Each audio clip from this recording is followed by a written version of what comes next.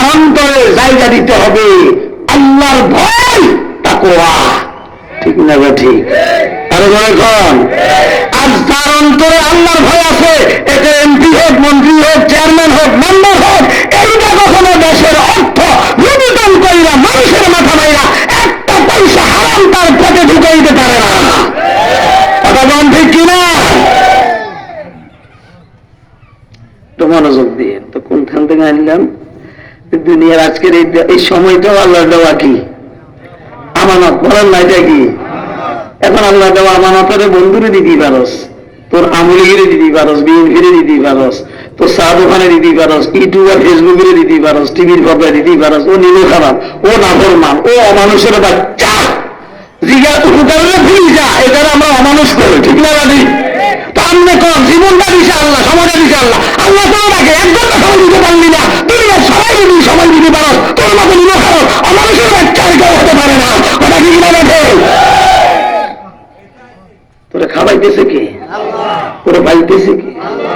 তোর 2টা চোখ দিল কে?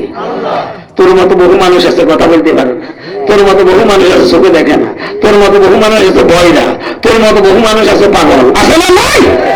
আরে তুই এখন সুন্দর পোশাক গায়ে দিয়া, সুন্দর শীতের পোশাক গায়ে দিয়ে রাস্তায় বের হস, রাতে তুই ল্যাপটপ শিখে ঘুমাস, তোর মতো হাত আছে, চোখ আছে, কান আছে, পাও আছে, মাথা আছে, সব ঠিক মতো আছে, কিন্তু সেই লোকটা তোর সামনে ল্যাংটা হইয়া, একেবারে খোলা গায়ে ল্যাংটা হইয়া রাস্তায় রাস্তায়, বালিতে, অলিতে গলিতে শুয়ে দাঁড়িয়ে হাঁটা উঠায় পাগল হইয়া ঘুরতেছে। ঠিক না নাকি? আল্লাহ কি তোরে এইভাবে বানাই দিতে পারত না? অনিম খারাপ, এরপরও তোর কাছ থেকে আল্লাহ দেওয়া জীবনের 1 ঘন্টা সময় পাওয়া যাবে না। তুই কি, তুই মানুষ না অমানুষ? আরে কথা বল না কেন? আল্লাহ কি বলতেছিলাম, যারা যে দল করেন করেন, সবাই আমরা ইমানের দাবিদার। কথা খেয়াল আছে তো? ইমানদার অন্তরে ভালোবাসা বেশি থাকবে কার? কার সাইডে? দলের সাইডে বেশি না কম? নেতার সাইডে বেশি না কম? আমার জীবনের সাইডে বেশি না কম? ও বন্ধু, এই মুহূর্তে তুমি আওয়ামী করো, তুমি বিএনপি করো, আমি বাধা দেব না। তবে যখন তোমার আওয়ামী লীগের কোন নেতা কর্মী আর ইহুদি নাসারার কোন দালাল পাঁচটা গোলাম, বিএনপির কোন নাস্তিক আর মুরতাদ যদি আমার নবীকে গালি দেয়, আমার আল্লাহর বিরুদ্ধে কথা বলে, ইসলামের বিরুদ্ধে ষড়যন্ত্র করে, ওই মুহূর্তে আমি একজন যখন ইমানের দাবিদার, আমি আওয়ামী লীগ বিএনপি চিনি না, আমি খালেদা হাসিনা চিনি না, আমি দল বুঝি না, ওই মুহূর্তে আমার রক্ত যাবে, জীবন যাবে, তারপরে ওই শুকনো দুশমনের ওই শত্রু মোকাবিলা করবো ইনশাআল্লাহ। রাজি আছেন কিনা? হাত তুলে দেখা। আল্লাহ তুমি কবুল করো, বলেন আমিন।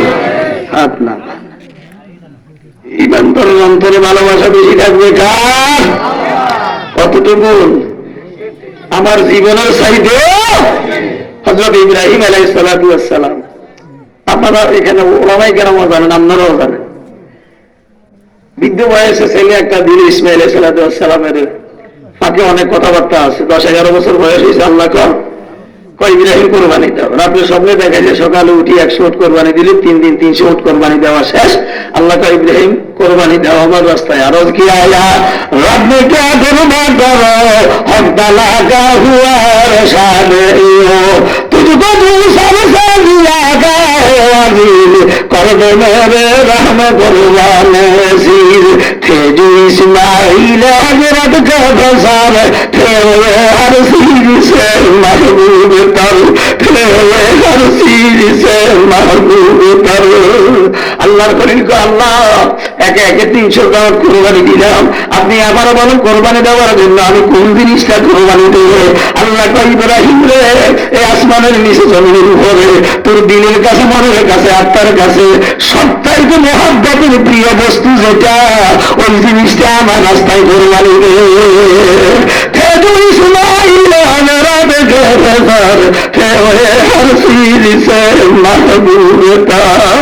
আল্লাহর খলিল ইব্রাহিম আলাইহিস সালাতু ওয়াস সালামের কলিজার টুকরা ওই 10-11 বছরের সন্তান ইসমাঈল আলাইহিস সালাতু ওয়াস সালাম ছিলেন সবচাইতে মহব্বতের প্রিয় বস্তু।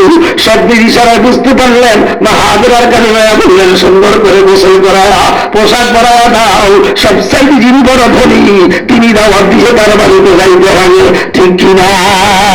তিনি কে দাওয়াত দিছে? তাহলে ধনী কে?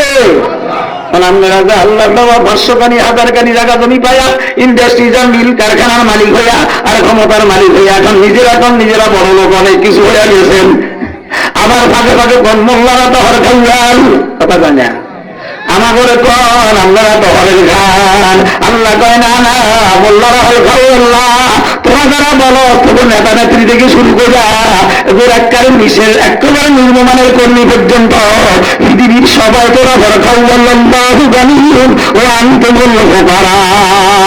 পৃথিবীতে যত রাজা বাদশাহ ধনের ব্যক্তি তোমরা যে অবস্থায় আছে না কেন সবাই তোমরা ফকির, ধনী হলেন একমাত্র আমি আল্লাহ, কথা ঠিক কিনা? ধনীকে এখন কোন আল্লাহ সবাই কইছে তোরা সবাই কথা কয় না, তোরা সবাই ফকির, তোরা সবাই কি ফকির? কি নিজের খায় না ঘরের খায়? কথা কয় না কা? নিজের দাদি চলে না ঘরের দাদি চলে, হাসিনা চলে নিজের দাদি না ঘরের দাদি, খালেদা চলে নিজের টানা ঘরের দাদিয়া, আমরা চলি নিজের টানা ঘরের টা। তো মোল্লা করে অর্ধ ঘন্টা এই বাতির আলো 1 ঘন্টা 1.5 ঘন্টা 2 ঘন্টা যা চলবে হর খাবার কেন হরেকটা দিন ব্যাগে চলে এটা বুঝতে হতো। 1 ঘন্টা 2 ঘন্টা ব্যবহার করার পর পয়সা দেওয়া লাগবে না, কথা কন না?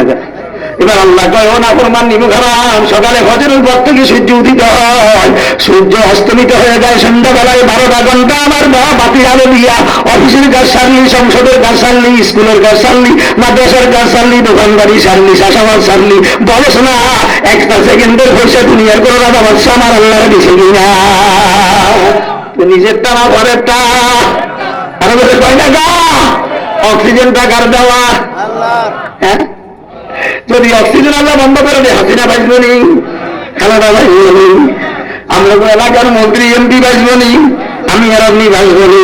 তো দেশে আছে নিজেরটা দিনা ঘরেরটা দিয়া আল্লাহ জানি ও আন্তুল ভোটারা তোরা সবাই ফকির, আমারটা দিয়া চলো, যদি হলাম একমাত্র আমি আল্লাহ, কথা ঠিক কিনা?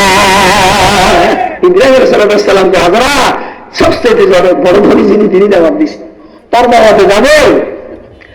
ইসমাইলকে একটু সাজে গুজে সুন্দর পোশাক পরা দাও দিছে, মিনামাটা চলে গেছে, পোশাক পর করে ফালাম্মা বালাগা মা'আ ক্বালা ইয়া বুনাইয়া ইন্নী আরা ফিল মানামি আন্নী আযবাহুকা ফানজুর মাযা তারা ক্বালা ইয়া বাতিজাল মা তুমারু সাতাজিদুনি ইনশাআল্লাহু মিনাস সাবিরিন।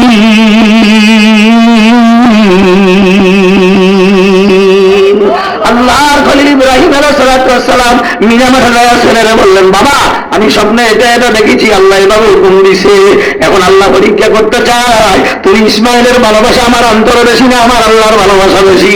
কিভাবে প্রমাণ করব? আমি আমার আল্লাহর ভালোবাসা প্রমাণ করার জন্য তুমি সন্তানের মায়া অন্তর থেকে ফেলে দিয়া তোমার আল্লাহর রাস্তায় সবাই করার জন্য এখানে কোরবানি দেওয়ার জন্য হাজির করেছি, বলো তোমার মতামত কি?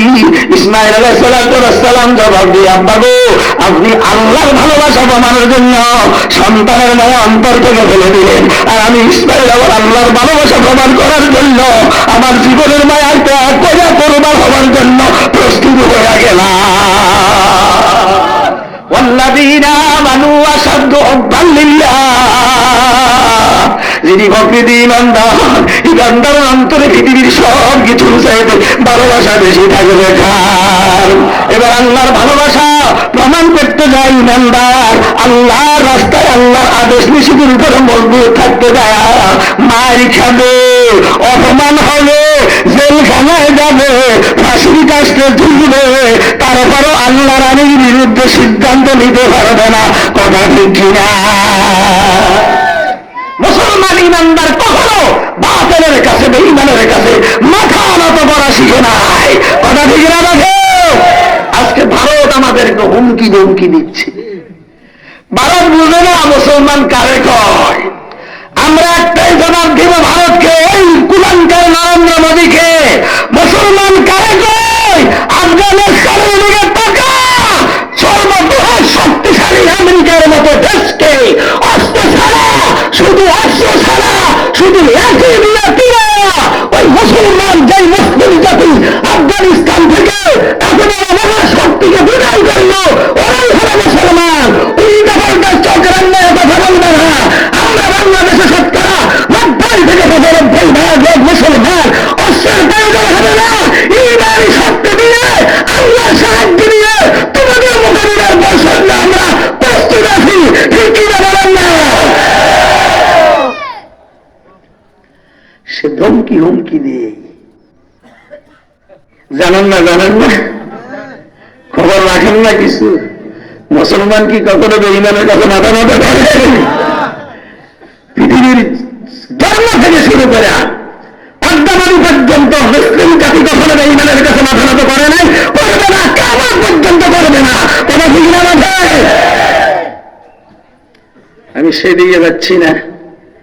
মজমায় মাদ্রাসার মাহফিল, এদিকে পিসা হুজুরা আছেন, সময় বার্নিং করি, যাওয়া হয়ে গেছে। যাই হোক, তাহলে ইমানদারের অন্তরে ভালোবাসা থাকতে হবে। ইসমাঈল আলাইহিস সালাম আমার জীবনের ভালোবাসা ত্যাগ করে আল্লাহর ভালোবাসা প্রমাণের জন্য তৈয়ার হয়ে গেলাম, কোরবান হওয়ার জন্য। ও মুসলমান, যদি ইমান নিয়ে বাঁচতে চাও, ইমান নিয়ে মরতে চাও, প্রয়োজনে পরীক্ষা আসবে, বিপদ আসবে, মুসিবত আসবে, তারপরও আল্লাহর হুকুম থেকে এক চুল আমরা পিছু হটবো না। রাজি আছি তো ইনশাআল্লাহ? আর জন্মভূমির ভালোবাসার জন্মভূমি রক্ষা করা, এটাও ইমানি দায়িত্ব। কথা ঠিক না নাকি? যদি ভারত নয়, পৃথিবীর কোন শক্তি এই আমার জন্মভূমি বাংলার 1 ইঞ্চি পরিমাণ মাটি কিংবা জমি দখল করতে চায়, প্রয়োজনে আমরা রক্ত দেব, প্রয়োজনে জীবন দেব, তারপরে বাংলার এই মাটি থেকে 1 ইঞ্চি মাটি কাউকে দখল করার সুযোগ দেব না, দেব না, দেব না। রাজি আছেন কিনা? আল্লাহ তুমি কবুল করো। আমি আপনাদের সামনে পবিত্র কালামে পাক থেকে 2খানা আয়াতে কারিমা তেলাওয়াত করেছি। নবীজির অসংখ্য অগণিত হাদিস থেকে ছোট্ট একখানা হাদিস পাঠ করেছি। আল্লাহ যদি